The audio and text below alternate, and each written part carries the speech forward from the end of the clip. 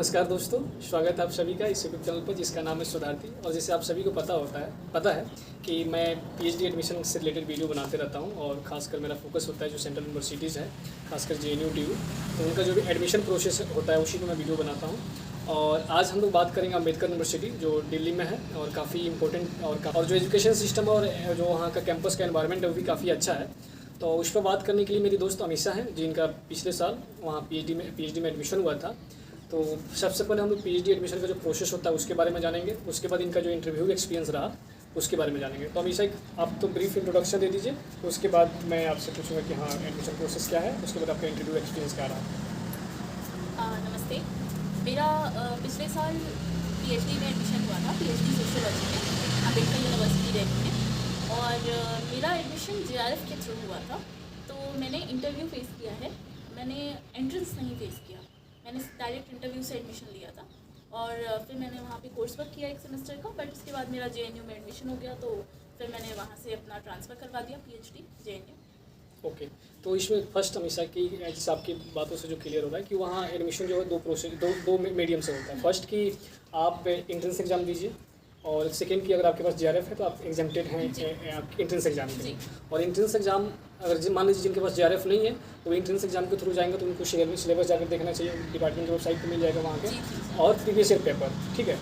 और सेकेंड आपका अगर आपके पास जेआरएफ है तो आपको एग्जाम्प्टेड होता है, आपको रिसर्च सबमिट करना रहता है, उसके बाद आपका इंटरव्यू शेड्यूल होता है और आप इंटरव्यू जाकर देते हैं, यही प्रोसेस होता है। तो इसमें फर्स्ट मैं जानना चाहूँगा कि आपने रिसर्च प्रपोजल जो AUD खासकर अम्बेडकर यूनिवर्सिटी है तो उसके लिए रिसर्च प्रपोजल आपने कैसे बनाया था, उसको लेकर क्या ध्यान रखा था आपने, उसके बाद हम लोग इंटरव्यू के एक्सपीरियंस पर आपका बात करते हैं। तो रिसर्च प्रपोजल तो मैंने कॉमन बनाया था। कॉमन इस तरह से बनाया था कि वो किसी भी यूनिवर्सिटी के डिपार्टमेंट में चल जाए। पर्टिकुलरली मेरा प्रपोजल कास्ट एसोसिएशंस में था, तो वो सोशियोलॉजी में भी फिट हो रहा था और पॉलिटिकल साइंस में भी फिट हो रहा था। तो क्योंकि अम्बेडकर में पॉलिटिकल साइंस का डिपार्टमेंट नहीं है, तो इसलिए सोशियोलॉजी नेक्स्ट बेस्ट ऑप्शन था और मैंने वहाँ पे इंटरव्यू दिया। उस समय इंटरव्यू में जैसे सवाल पूछे गए, नॉर्मल प्रपोजल से ही उन्होंने सवाल पूछे। कुछ सवाल ऐसे पूछे गए कि मतलब मैंने प्रपोजल में जैसे कुछ रेफरेंसेस लिखे थे, तो उसके अराउंड क्वेश्चंस पूछे गए। पहले तो they will ask you to give a formal introduction of yourself, and then they will ask you to tell about your proposal. Like in few lines you will have to introduce your proposal to the faculty sitting there. There were a group of 5 faculty members in my interview that I remember. So they asked me questions related to my proposal only, and then they asked me questions related, because during while I was telling them about my proposal, I made sure that I also give them some hints on the references that I have given.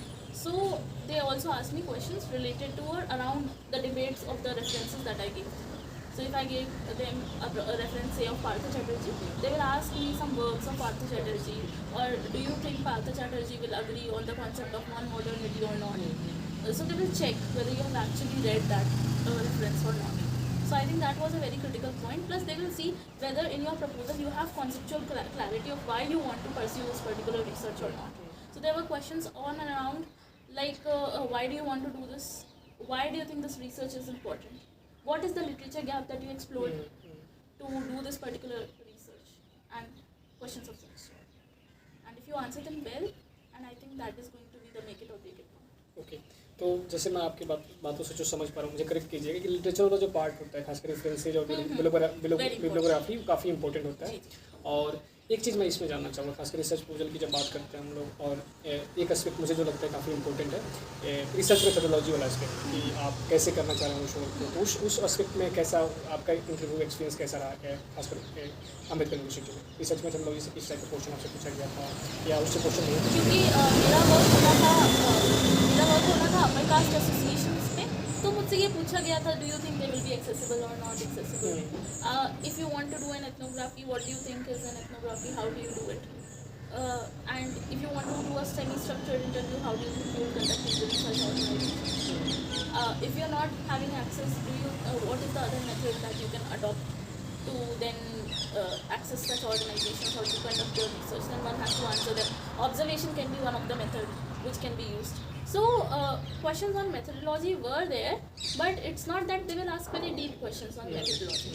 They will ask simple questions on how do you think you will be able to carry out, why you have chosen a particular field for your, if you have chosen a field, then they might ask that why have you chosen, say I chose Uttar Pradesh, then might ask that why did you only choose Uttar Pradesh. So I chose Uttar Pradesh because I come from Uttar Pradesh and I know the field in sense of being born and brought up there. So even answers like these form a crucial part of your answers. It's not like you have to explore a field which is very different from yours. एक चीज़ मैं और जानना चाहूँगा इसमें कि जैसे research proposal की जब बात करते हैं हम लोग, खासकर जैसे अपने लिटरेचर गैप और या रिसर्च गैप जो भी हम लोग बात करते हैं वो काफ़ी इंपॉर्टेंट होता है कि, और कंसेप्चुअल और थ्योरेटिकल जो फ्रेमवर्क है आपके रिसर्च प्रपोजल का, उस पर काफ़ी फोकस किया जाता है। तो एक चीज़ मैं इसमें लिटरेचर वाला पार्ट तो हो गया हम लोग कर लिया, सेंट्रल क्वेश्चन और हाइपोथेसिस, इस सबसे भी कोई क्वेश्चन आपसे पूछा गया था, सेंट्रल क्वेश्चन या hypothesis? So sometimes the panel might ask you that do you think these associations function in a particular manner or not? Say I was working on caste associations, so they might ask me, are there similarities between right-wing associations and left-wing associations? So as I said that, so suppose I said that I have to see how they form discursive dominance in the society. So they might ask conclusive questions on that. So you have to then, if that is your hypothesis, then you have to tell them that this is something that you want to find out through the process of the research, and this is your hypothesis. There is something for you to find in the field, and it is not, you cannot tell them a conclusive thing in the interview that yeah, they might function in this way or they might not, because that is for you to find out through your research. So yes, you need to distinguish your hypothesis from your research questions in that way, that your research questions are so and so, and your hypothesis is that this might be right or this might be wrong in the field of research, and even if the hypothesis gets rejected, it's of value to the research. So that is some clear distinction that you need to make. You need to make clear distinction between your hypothesis, the research objectives and research questions. Last में जो सबसे ज़्यादा motivational factor होता है कि किसी university में हम लोग जाना चाहते हैं, तो हम कोशिश करते हैं फाइंड आउट करने के लिए कि हम क्यों जाएं उसमें, खासकर पीएचडी के लिए। तो आपका एक्सपीरियंस कैसा रहा? मतलब आपने कोर्स वर्क किया एक सेमेस्टर, और मेरे हिसाब से अगर कोई सोशोलॉजी में अप्लाई करना चाह रहा है स्पेसिफिक, या ओवरऑल आपको एनवायरनमेंट कैसा लगा कि हाँ अगर कोई स्टूडेंट जाना चाह रहा है तो उसके दिमाग में ये भी रहता है कि हम अम्बेडकर यूनिवर्सिटी क्यों जाएँ, हमारे पास जेएनयू ऑप्शन है, जामिया मिलिया इस्लामिया है, दिल्ली यूनिवर्सिटी है, तो हम अम्बेडकर यूनिवर्सिटी क्यों जाएँ? तो उस पर आपका मतलब आपका एक्सपीरियंस कैसा रहा? मतलब जो भी 5-6 महीने का जो आपका कोर्स वर्क था, या फैकल्टी से आपका इंटरेक्शन था, या वहाँ का जो स्टूडेंट पीयर ग्रुप इंटरेक्शन था, उसके आधार पर आप मतलब कुछ बताइए क्या? तो मैं ये कहना चाहूँगी कि मैं कोई अनरियल आंसर्स नहीं दूँगी इस क्वेश्चन के, कि नहीं अम्बेडकर यूनिवर्सिटी तो बहुत अच्छी है, सबको जाना चाहिए, very nice faculty and everything. Yes, Ambedkar University has some very nice burgeoning faculty and very supportive one. To give an anecdote, I would like to highlight that some professors, I was not able to be present in first month of coursework in AUD because of some family issues, that because of which I had to skip 1 month of initial 1 month of rigorous coursework in AUD.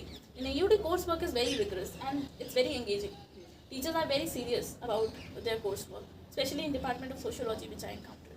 So teachers were so supportive that they arranged online classes from from Delhi to Lucknow. Oh. Yeah, and they were ready to incorporate me over Google Meet in the classes. So first 1 month of all the classes I did over Gmeet. And this had particular sanction from the chairperson of the department and some professors. And one more thing in which I found AUD very supportive is that they understand that the student comes to Delhi and they are isolated and they are still embedded in the society. Okay, so you might not have a home in Delhi. They will understand that. They will continue to ask you that how are you. So teachers are very supportive there, and they continue to understand that one might not be having a home in Delhi, one might find it difficult to get a place or a PG or a hostel, because AUD does not provide hostels at least till the first semester. So and hostels are not on campus. So girls might get a hostel. So for Kashmiri Gate campus, there is a hostel in the Kanpura, okay, or the Lodi Road. Or say most students from AUD, they find it difficult because they have to stay outside. So AUD in that sense has a con of not having on-campus hostels, or even if they have on-campus hostels, they are reserved for BA and MA students. So for PhD students, yes, one has to travel from Karanpura to Kashmir Gate and to and fro.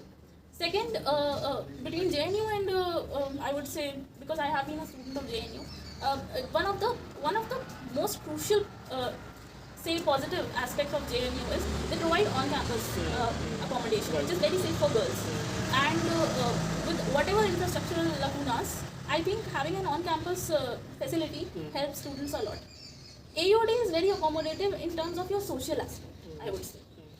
If you come from a marginalized background, you can still get an unreserved seat in AUD. So I got an unreserved seat in AUD. I got the highest marks because they thought that my proposal was very well made, and so I found the faculty very progressive in that sense, that they don't discriminate between students. Like a person from a marginalized category has to be allotted a seat from the SC/ST community only. Also, even if you get admission within unreserved category and you're coming from a marginalized background, your entire fees is waived off. So it is not like you'll have to pay extra to be in AUD. For SC/ST students, there is a fee waiver in place, and you have to just submit the security of apart from say on-campus hostel allocation, for which they have new hostels. Like Karampura hostel is a new hostel. It is a very good hostel now coming up. They have more online e-journal facilities and e-book facilities and software subscription, for example Turnitin, etc., as compared to JNU. So Sage and all are very accessible in AUD. So yeah, so one has to, it is not like JNU is somewhat having an upper hand and AUD is having a lower hand. Right. I think AUD, though unconsolidated as a campus, has many plus points. And the coursework, I would say, is better in AUD than JNU. Very rigorous. Thank you so much Amisha, और hopefully जो aspirants हैं, PhD aspirants हैं, उनको ये video काफ़ी helpful होगा और एक सेंस देगा कि हाँ AUD में क्यों अप्लाई करना चाहिए। और अभी रजिस्ट्रेशन प्रोसेस चल रहा है उसका, तो खासकर बहुत स्टूडेंट कन्फ्यूजन में थे कि हाँ वहाँ अप्लाई करना चाहिए नहीं करना चाहिए। मेरे हिसाब से आपने जो एक्सपीरियंस शेयर किया तो उससे थोड़ा उनको क्लियरिटी आएगा। लास्ट में अगर आप कुछ बोलना चाह रही हैं, कुछ जो एस्पिरेंट्स हैं। I also find it a very politically progressive campus also, because it's not like that only JNU is politically active. Even in AUD, organizations are very active. And even for like that is why AUD is also called on some websites as mini JNU. Yeah, right. Because it is there is space for politics within AUD also. Definitely the campus needs more mobilization than ever, but yeah, hopefully that will happen.